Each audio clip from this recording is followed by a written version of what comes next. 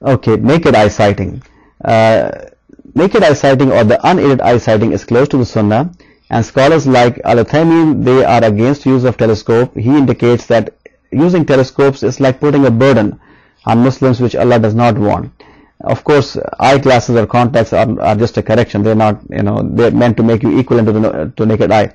Other scholars like Maulana Imran Wauda and Mufti Ibrahim Desai of South Africa, they also indicate that the hadith of Sumu Laguratihi, it says the condition is sighting, meaning the physical sighting with the naked eye. Still other scholars, they cite Surah Al-Baqarah verse 189, which refers to the hilal as a definite sign, and a sign is something visible to a common person.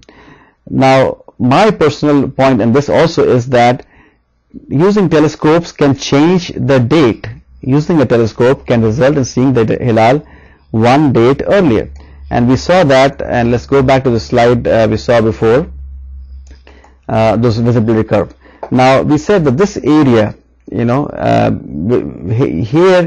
you have to use a telescope, otherwise you will not be able to see the hilal.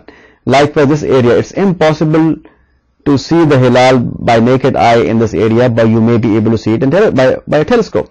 So if you are in this area for a particular month, then using the telescope can change the date to one date early.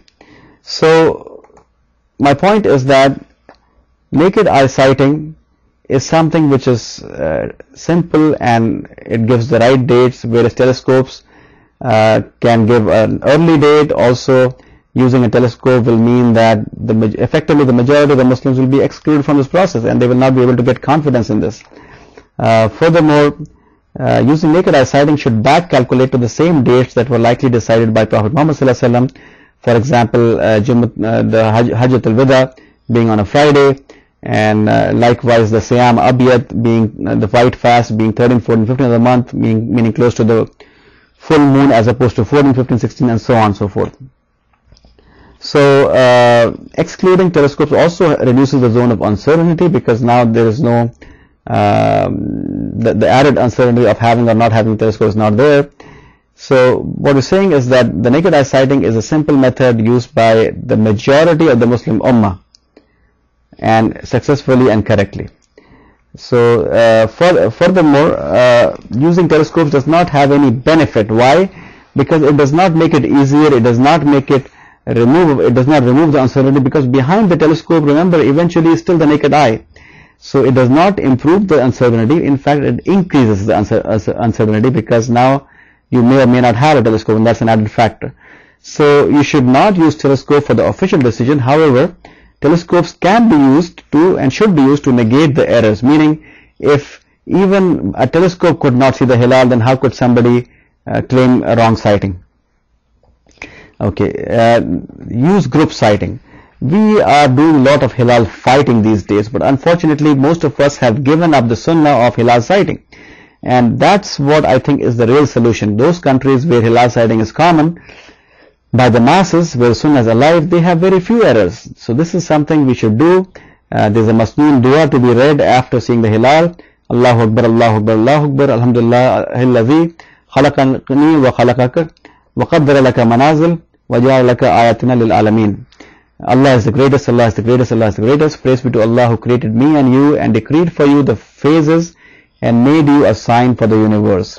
So we encourage sighting and group sighting to reduce the errors, because individuals can have errors, and it's reported from our Aslaf that one Sahabi, Hazrat Anas radhiyallahu anhu, in an old age, he claimed to see the hilal when nobody else could see it, and it was found that there was a white hair in front of his eye.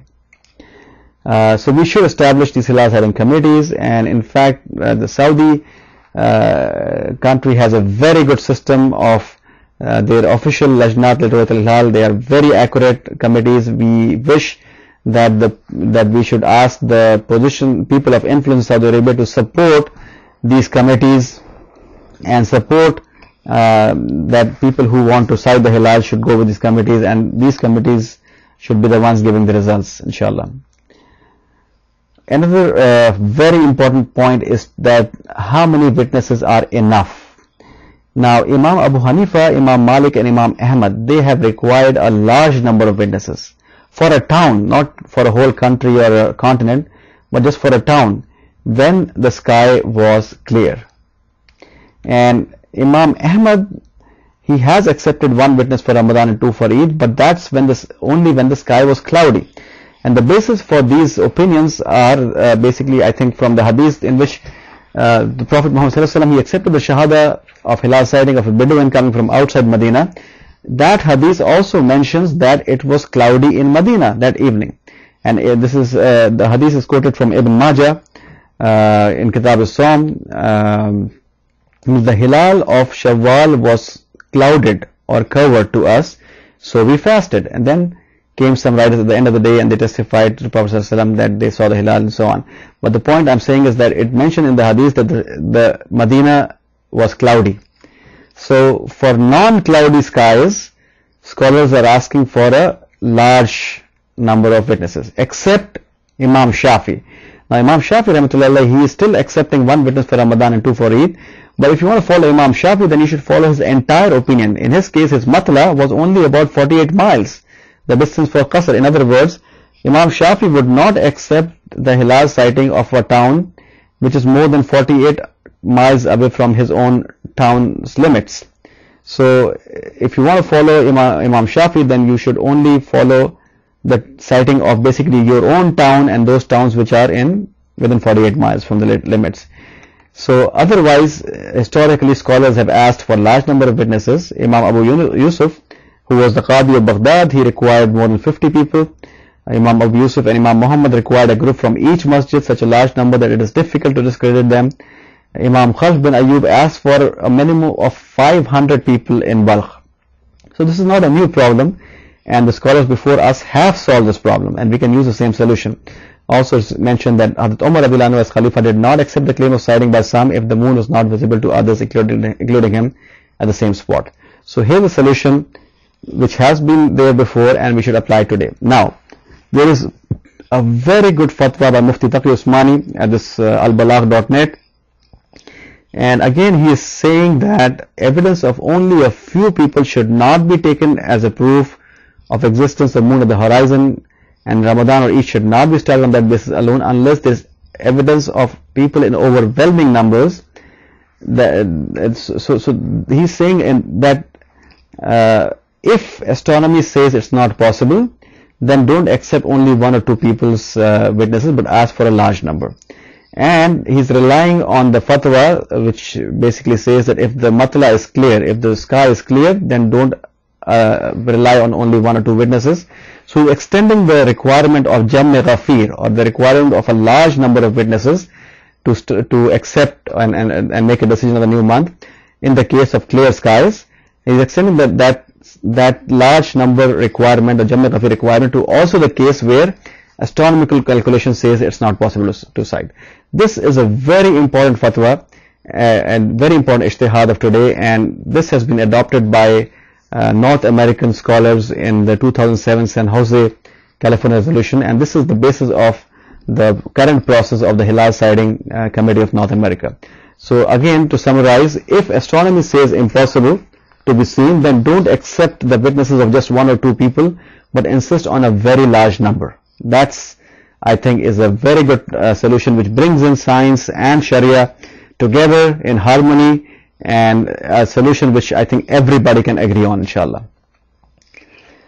Now, one issue remains is what should be the size of matla. Now, in case of Imam Shafi, he has taken a very small matla, only about 48 miles from city limits. But most jurists today, they support a bigger matla. But clearly, the matla cannot be so wide in terms of longitudes or time zones that it becomes a problem for the people on the eastern part of the matla to wait late at night for news to arrive after sunset in the western part.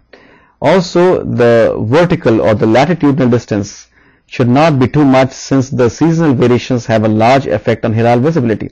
After all, one of the main bases for Ikhtilaf al-Matale or local sighting is Hadith Qurayb, where a person coming from Damashq to Medina and reporting the sighting of Damascus, his sighting was not accepted for Medina by Ibn Abbas radhiyallahu anhu, saying basically that this is how Prophet ﷺ asked us to do, meaning Medina people do Medina sighting. So note that the difference in the location of Damascus and Medina is more of latitude than of longitude. And clearly, if you cross the equator, then the seasons change completely. When it's winters in the northern hemisphere, there's summers in the southern hemisphere, and Hilal is more easily seen in summer than in the winter. So, for example, the Matla should typically not cross the equator. So, North American Matla should not include South America. Actually, my personal view is to use the Hilal visibility curves to decide the Matla. But this is a little more complicated. So for now, I think we can promote a reasonably small Matla, inshallah. Let's